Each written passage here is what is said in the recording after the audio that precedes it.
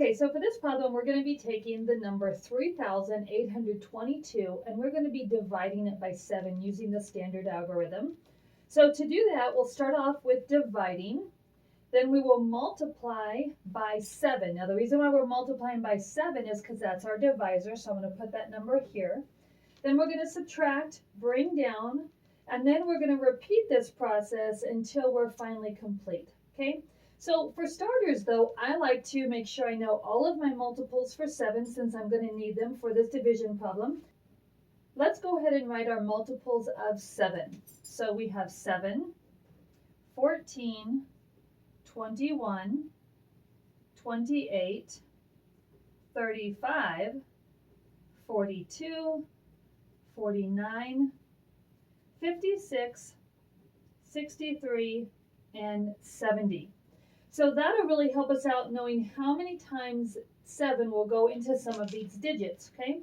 So let's go ahead and take a look at the first one. The first thing we're going to do is divide. So we're taking a look at 7, and does 7 go into 3? And we'd say no because that's too small. So we're going to start right away with a 0 showing that no, 7 does not go into 3.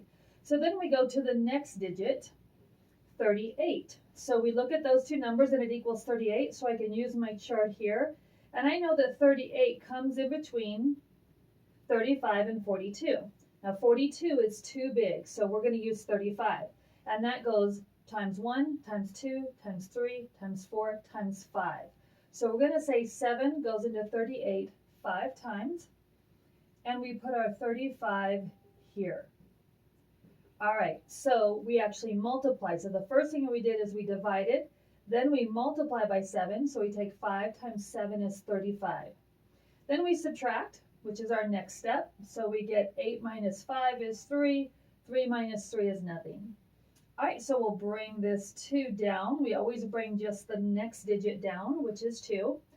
Then we're going to repeat till we complete. We're not quite done. We still have 2 more digits. So now we're going to see how many times does 7 go into 32. So again, we can use our chart. 35 is too big, so I know that it's going to come in between 28 and 35, and that's times 1, times 2, times 3, times 4. So this is going to be 4 times.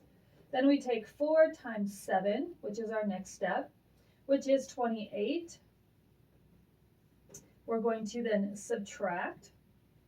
So I can't subtract 8 minus 2, so I'm going to go ahead and borrow real quick here. Borrow from the 3, that's going to become a 2, and that's going to become a 12. So 12 minus 8 is 4, and 2 minus 2 is nothing. All right, or you could say 0. Okay, we're going to bring down our last digit, which is a 2, okay? And here we've got 7 goes into 42 how many times? So let's check. And right here, it's exactly perfect this time. So we're going to say times 1, times 2, times 3, times 4, times 5, times 6.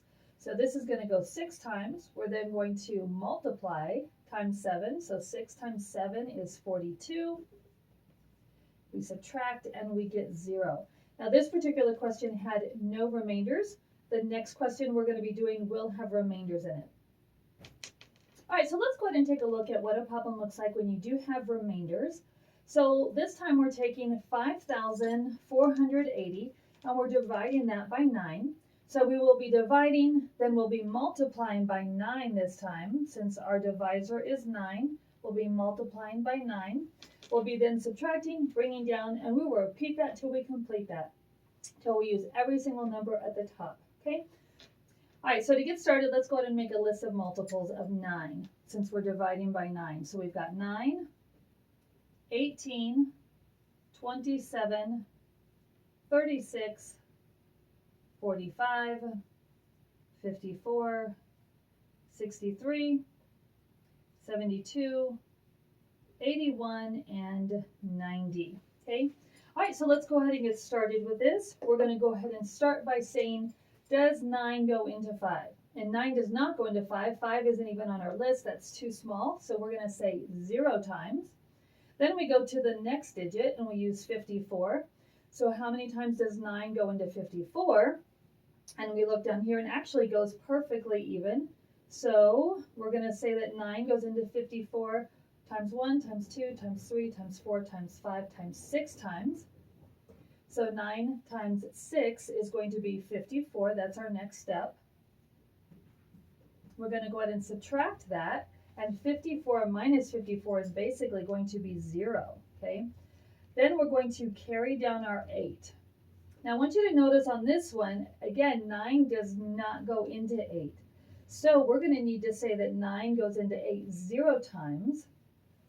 And we're actually, you can multiply here if you like, or you can just go ahead and bring down the next number. Because 9 did not go into 8, we said it went 0 times. So we bring down our next digit and we get 0 here. Okay.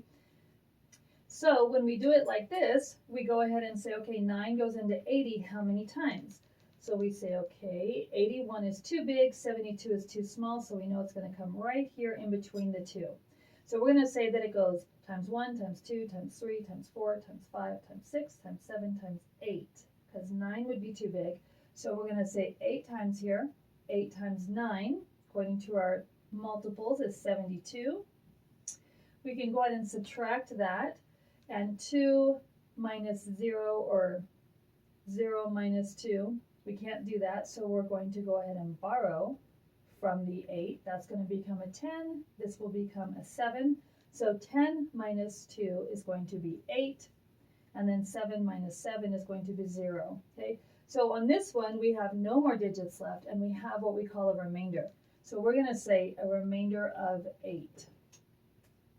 So sometimes you will have to put an extra 0 in if your number doesn't go into a number, and sometimes you will have remainders. So this is what it looks like when you have a remainder, or maybe you have to put a 0 within your quotient.